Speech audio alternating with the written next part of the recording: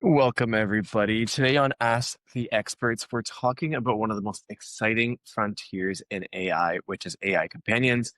And joining us is the perfect expert on this topic, Yngvi Karlson, co-founder and chief growth officer of Kin, a privacy-first personal AI advisory board built to help people navigate complex personal and professional challenges and actually know its user over time. Welcome, Yngvi. Thank you so much for taking the time to join the channel. Thank you for having me, Jacob. Really appreciate it. Well, I'm glad to jump in. I actually would love just to kind of start with the most basic question about what defines basically an AI companion versus what we know right now as an AI assistant, such as is such a hot topic. What makes an AI companion different than traditional assistants like Alexa or ChatGPT? Yeah, it took me a long time to think about like the assistant version versus the companion because it, often an assistant can act as a companion and vice versa. To me, the simplest distinction is that an assistant helps you do tasks, and a companion helps you live your life with a little bit more clarity, I would say. So if I ask Siri to set a timer, I mean that's super useful. We actually had now Siri activated on my phone. Just a second. There you go. Yeah. So if I ask Siri to set a timer, that's super useful. And if I ask ChatGPT a question, I get a strong one-off answer. When I'm overwhelmed or I'm stressed or tired or if I'm in a messy situation with other people, uh, the hard part is not really getting an answer. It's more to stay oriented, like focusing on, okay, so what matters? What's the noise right now? And what do I actually feel? And what's the next move?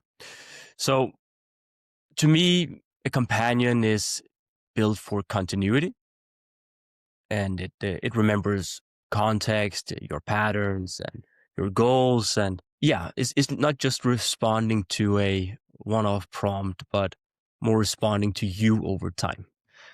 And That's actually, sorry, that's a great answer. I think for some context, when we started working together, it's almost a year ago now. Um, that was back when my kin was an AI companion. This is before I saw you guys make the pivot and the change towards what we call an AI advisory board, or as you guys discuss it.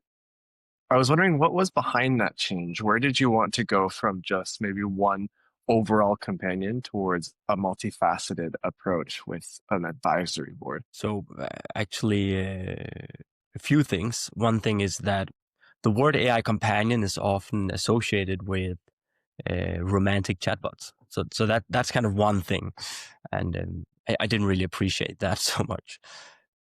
But the other thing we've learned over the years is that it is extremely difficult to build one AI that is good for everything. And we started thinking about that, and I came to think about how I've organized my own life. And since I was like 15 years ago, I started seeing a psychologist to help me with some life questions after I had a depression from, well, came from a different startup. And I got a lot of help from this person. But at some point, that kind of hit a limit on what this person could help me with. So I added in another mentor. And then I added in a different psychologist that was good at some other things. And that kept on evolving. I had a leadership coach and so on. And, and started thinking about that. And it's like, uh, I actually still have that. I still have like real life advisors around my life, and I have that in my companies as well. Yeah, like call it board of advisors or board of directors, and you have your mentors and so on. So why not build that into a product then? If it's so difficult to build like just one AI agent that does everything well and great, then it's somehow maybe also easier to and better to build these different ones. So we designed an advisory board that normal people can use. We see that it's mostly founders that use it with Kin. founders who have parents, who are well, not have parents, who are parents. So founders with kids, a lot of founders who are also neurodivergent, ADHD, and so on. And we've organized it around kind of their wheel of life. So you have one advice that is very good at your work life and career, one that's very good for your mental health and your thoughts, who's your thinking partner. One advice that's very good for performance and sports and physical health and so on. So it's not only for the few people to have like a real life advisory board or paid professionals or coaches and so on. I think now we just build it into an AI tool, and it seems to work pretty great, I would say. So That's amazing. Can you provide us with some like real life examples of how founders are interacting with kin, what types of tasks they're completing with it, and what support they're getting from this advisory board? surprisingly enough, there's a lot of personal issues that comes up, or personal topics. So we don't have access to our users' conversations. Everything is completely private, and even if you put a gun to my head, I couldn't access your conversations. So we don't see what they are actually talking about. We do user interviews, and we do try to understand, and we do what we can to learn. And we have a few people actively sharing conversation with us. But what I can say as a founder myself is how I've really used it, and because there are some similarities. It's very much on my personal life as well. Because, like founders, there's very blurred lines between your private life and your work life, uh, as a startup founder, at least. And so my in-laws were getting a divorce, which was a bit weird, them being more than 60 years old. And I had no idea on really how to process this, how to support my wife, and how to communicate with my in-laws, and it's a pretty sensitive topic. Um, so I used Kin for that, and Kin already knows the parties involved in it. So I didn't have to provide that much context because I already knew a lot about those people, because these are people that already matter in my life, and I've talked about them before. So I've used it to navigate that on how to support my own wife when I came home from the office, and how to respond, how to not try to solve anything, and all these things. So that's kind of an ad hoc issue, or that came up that many other founders also experience. Maybe not the exact same topic, but something in your personal life. On a more day-to-day basis, we see founders using Kin very much on their commute to work. So they will plan their day. So Kin will already have access to your calendar, now your Apple Health as well. And just being in the car or on the bike, driving, commuting to your office, or just talking about what's important today, what to focus on, what not to focus on. So it's very much like plan my day, prepare my meetings, and then these ad hoc personal things. Yeah, and weirdly enough, that was a surprise for me. Parenting advice. It's also a lot of, yeah, some of the recurring topics we hear. Nice. Yeah, it's interesting that you talk about personalization, because I think that topic has changed everything. If anybody has a basic interaction with ChatGPT, for example, it really changed in the last year, where now it's starting to remember the conversations that you had, which I think for everybody really changed the idea of what we thought about AI companions, and the idea of somebody who actually supports you. How do you feel that's important to the idea of an AI companion actually being able to pull from past conversations, past context based on maybe parents, family members, work situations? How do you feel like that really changes everything for AI companions? It makes it a more intimate relationship, I would say. And memory retrieval is a very difficult problem to solve. I would say that the way GPT has solved it, or OpenAI has solved it with ChatGPT, is pretty basic, because it is very difficult to do it. Simple things as if I have two people named Jacob in my network, which Jacob am I referring to? That is super difficult. We solved that 3 months ago. It also took us years to solve. And being able to delete memories, merge memories, distinguish one Jacob from another Jacob, that's super, super difficult. But solving these memory challenges, making an AI companion not only personal but also personalized, that enables a different form of trust and creates an emotional connection, the ability to get an emotional connection and to a companion to completely at a completely different level. When you start noticing that it remembers small important things that you yourself have forgotten, trust increases as well. You start relying more. Well, not relying. You start believing, start trusting more that it can actually help you, and that its advice, that it understands you, and that understanding makes you want to listen to it. If you don't have the level of trust you have in someone, also kind of dictates how much you want to listen to them. And that the same thing goes with an AI companion. So the memory and the personalization is super important. One minor but still very huge challenge is that if your AI gives you the wrong memories, and trust also goes down quickly.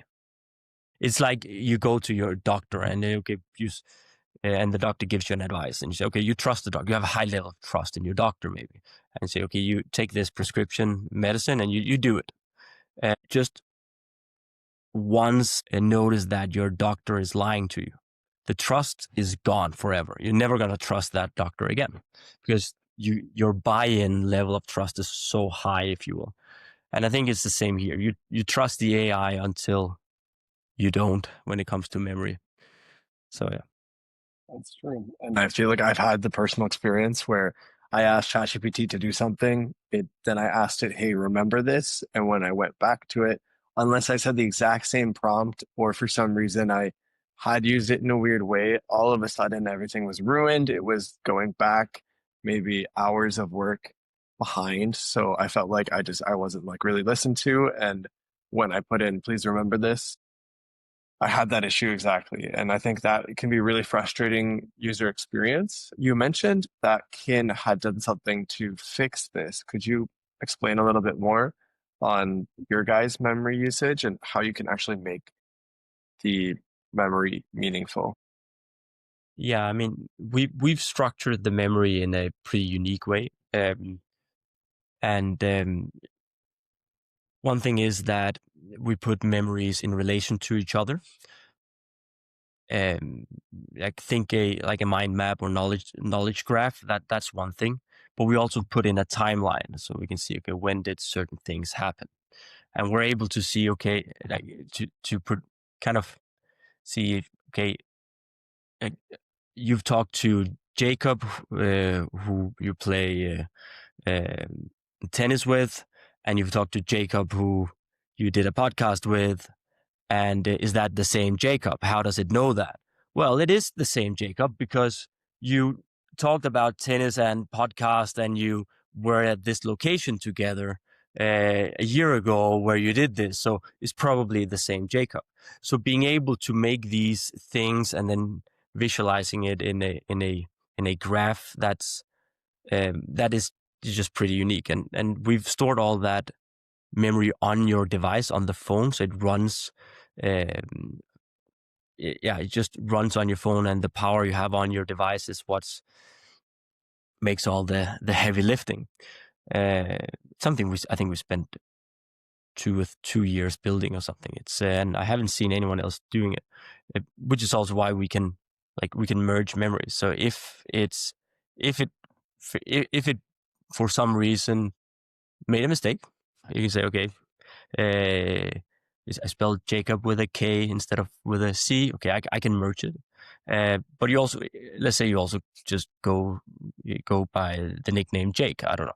Then it will also get your aliases in there, and it will then casually also refer to you by your nickname, and understand if I refer to you by your nickname.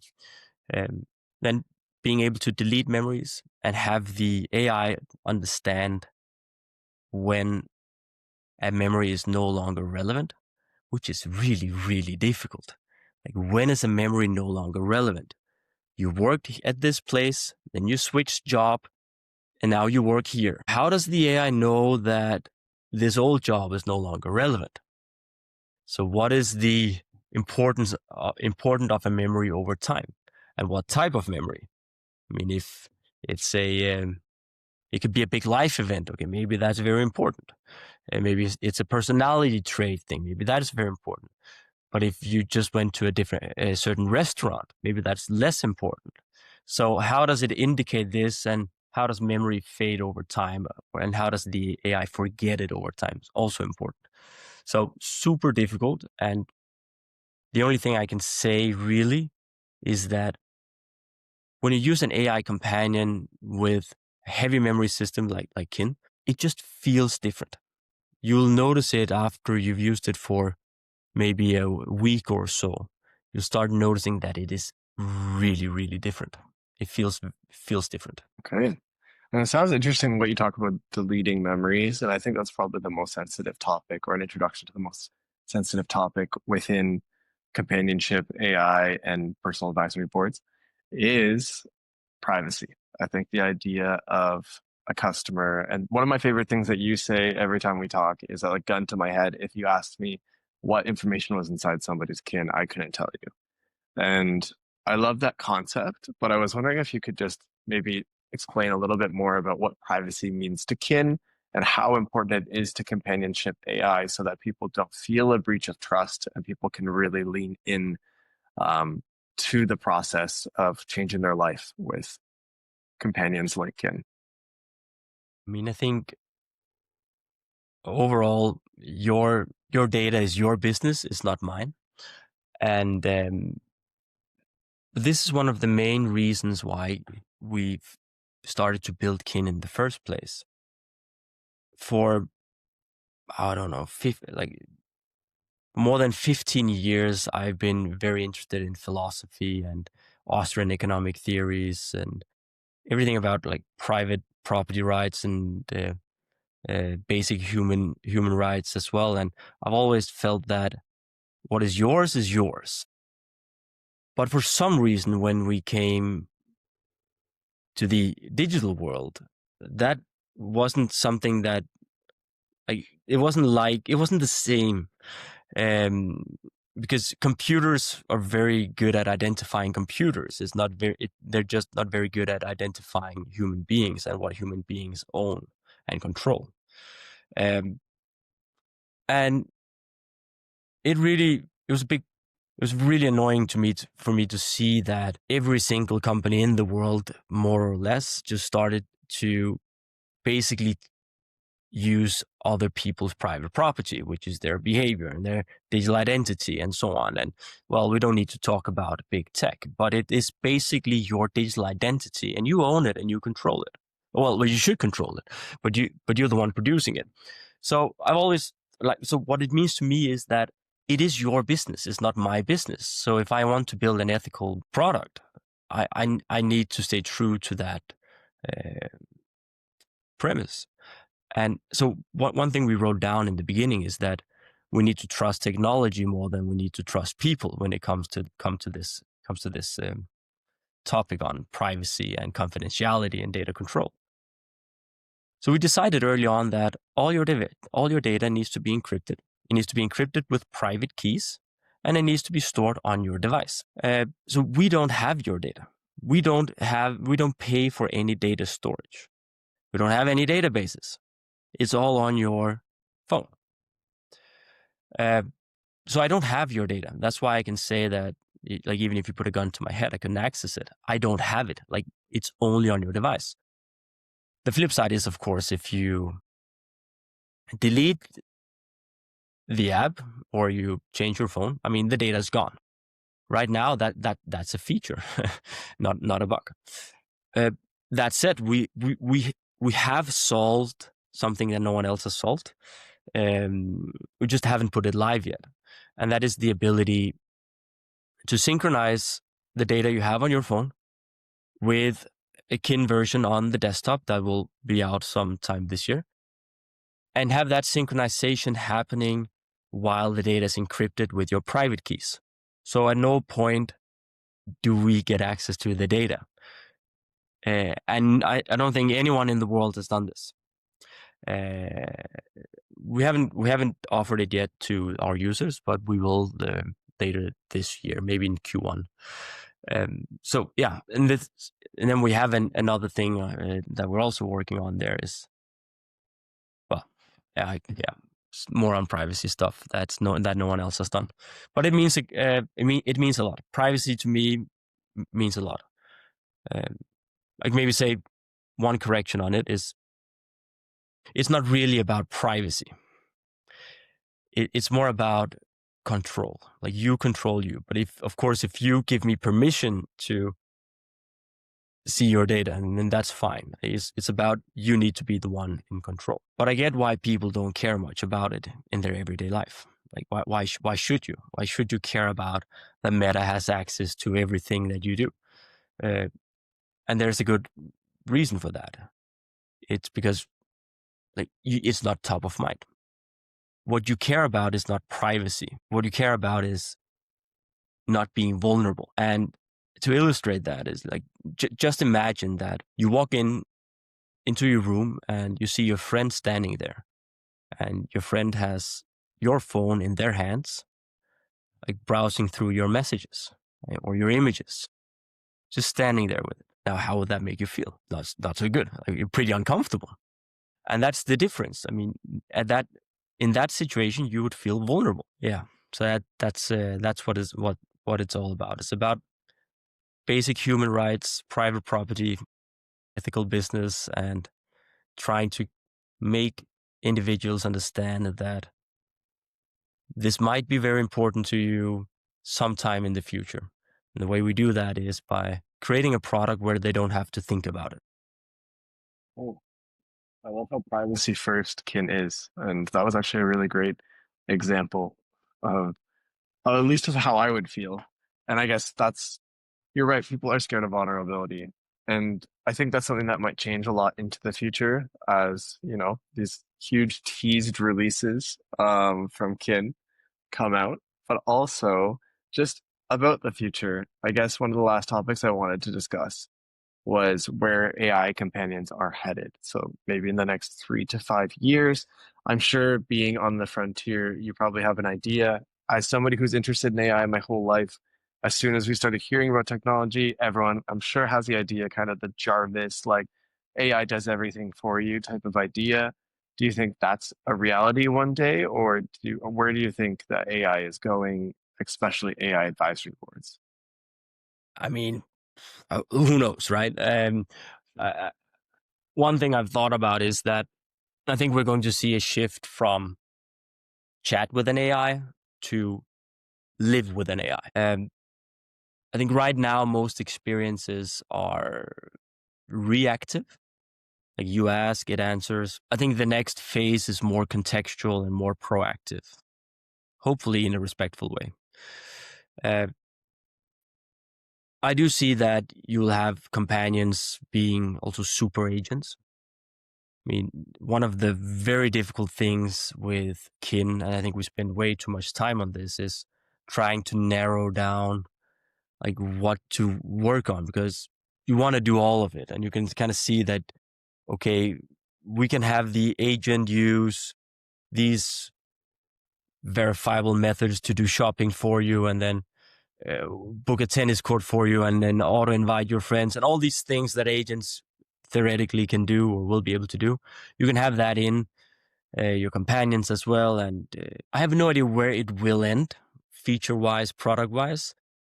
But I do think that also a product like Kin and all of the others, no matter what products you use, those products will evolve, and the capabilities of them will evolve as well. And right now, on the companion side, we're still in the phase where we need to tap into existing habits that are already there that you know, and because you kind of have though you have a big portion of users in or AI consumers that are just AI tourists. So they will go in, they'll try something out, and then they will leave again. And I think we all do that on various levels.